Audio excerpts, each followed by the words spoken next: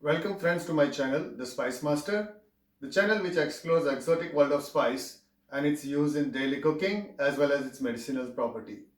And today I'm going to talk about a lesser known spice called Triphala. Now, why I called it's a lesser known spice? Because it is mainly found in western coast of India and it is used in that region's cuisine only, and the outside of that region I haven't found any use of it, but it is known for its digestive property, and that's why it is used mainly in fish and non-veg dishes. And the berry is dried after harvesting, and it has got a pip like this.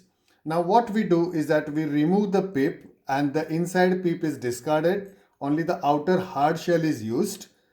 And second thing is that this spice, while using it, you have to be very careful, because if you grind it and eat it, it will give a tingling sensation on your tongue while eating, which is not pleasant. Which looks like this is put whole in the curry and discarded while eating.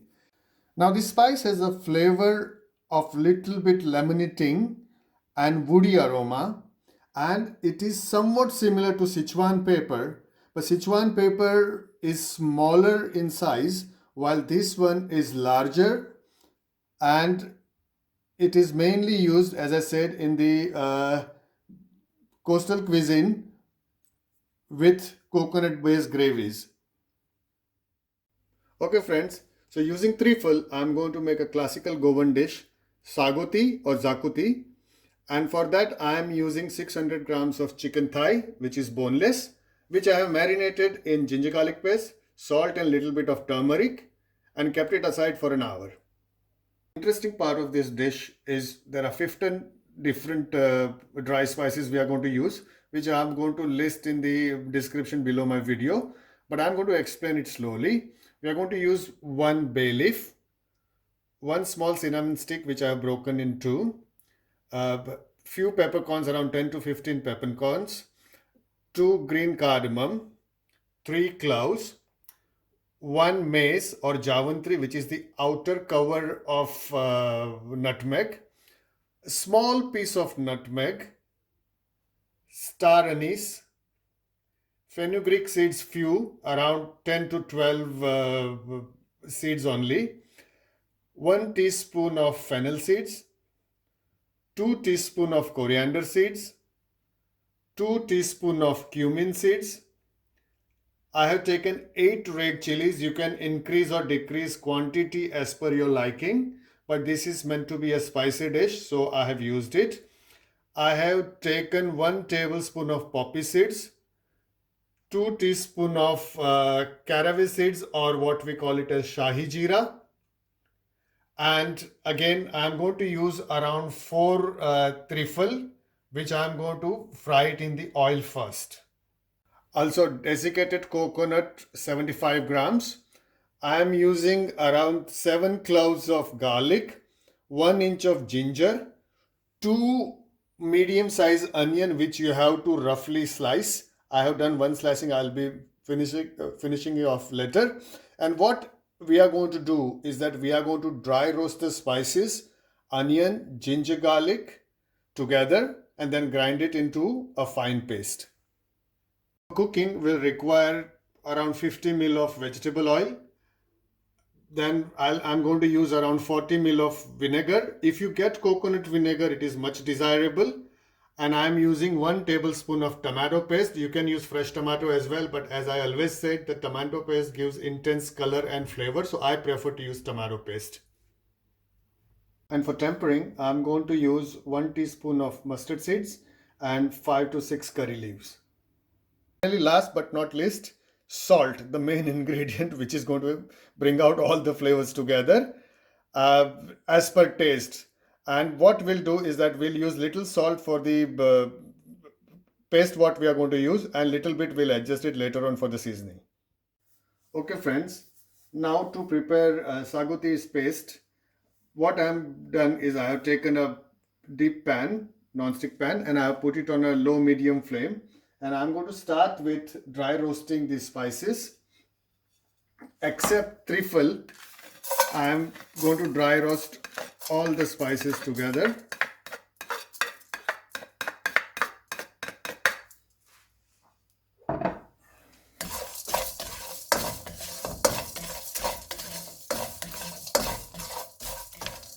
Okay friends, I have roasted these spices for 45 seconds and it has started releasing its aroma, and at this stage I am going to add dry red chillies and dry roast it for another minute or so.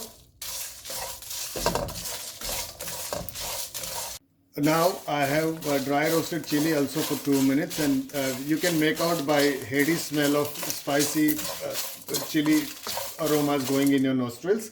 At this stage I am going to add desiccated coconut and again dry roast it for minute or so till it gets little brown and it has it starts releasing its toasty coconutty aroma. Now coconut has started turning light brown, and this is the stage we are going to remove all these spices together in a plate and let it cool down. Now we have roasted spices and desiccated coconut till it's golden brown. I have put it in a plate to cool it down. And in the same pan, now I am going to roast onion, sliced onion, ginger and garlic. Now you can see onions have also become soft. Now I am going to switch off the gas and let it cool down with other spices. Okay friends, now the roasted spices and onion has cooled down. Now I am going to mix them together and grind it into a fine paste by adding little water.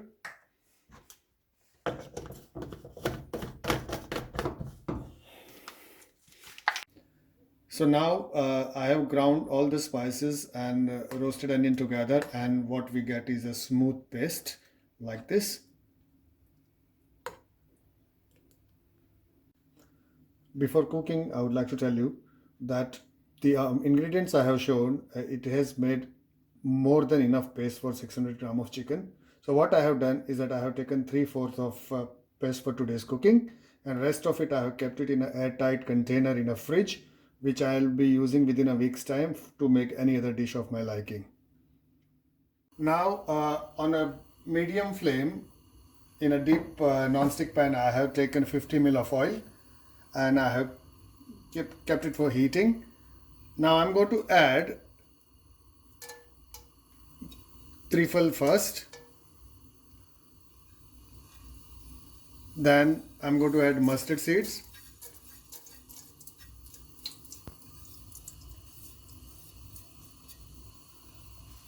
let it crackle.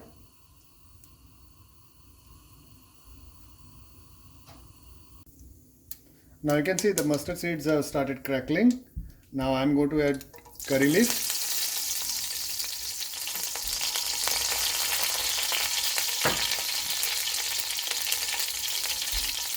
and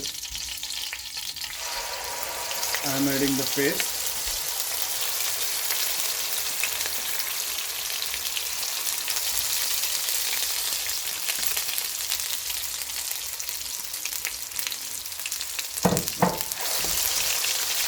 And I'm going to fry it for 3-4 minutes. Now you can see the masala has started bubbling, and I'm going to add tomato paste, mix it together.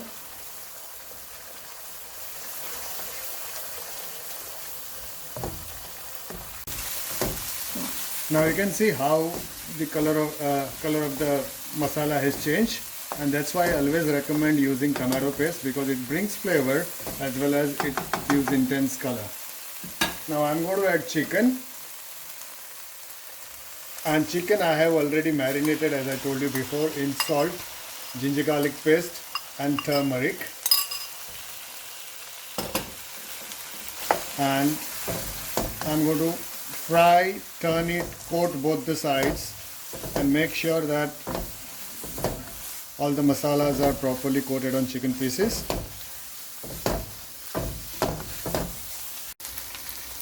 Now I have cooked this chicken on medium flame for 6 minutes. You can see the sides are nicely sealed, the meat is nicely sealed.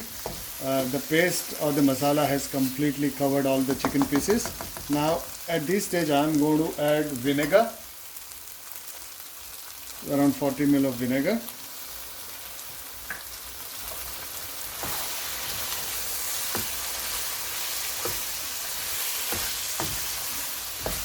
I'm going to mix it together again for a few seconds. Then I'm going to add water till I get the desired quantity of the sauce, and I'm going to cover it and cook it till the chicken is done. Now I'm going to add some water. What I have done is that I have added some water in the jar in which I have grounded the masala or the paste, so it takes out all the extract of it.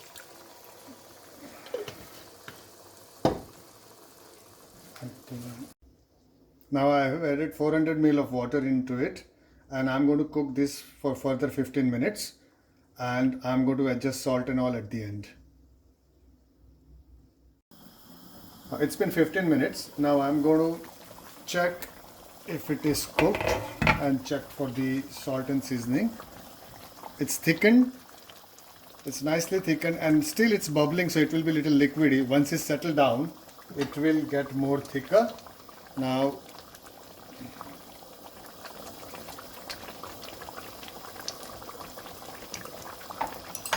salt, acidity, everything is perfect. We don't need to do anything. Now I'm just going to cover it again and turn off the gas.